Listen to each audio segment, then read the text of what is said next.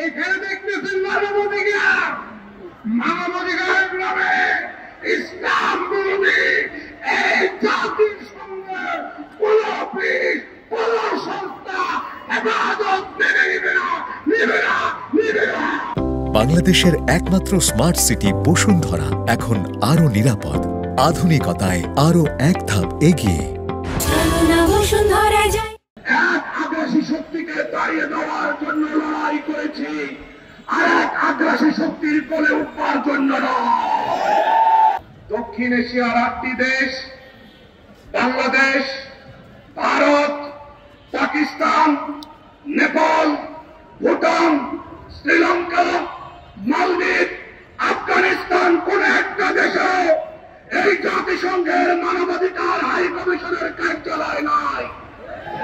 কেন? পাকিস্তানের সঙ্গে আপনাদের এত বন্ধুত্বপূর্ণ সম্পর্ক পাকিস্তানে খোলেন নাই। 140 কোটি জনসংখ্যার দেশ, ভারতে মুসলিম সংখ্যালঘু নির্যাতন কোন পর্যায়ে আছে?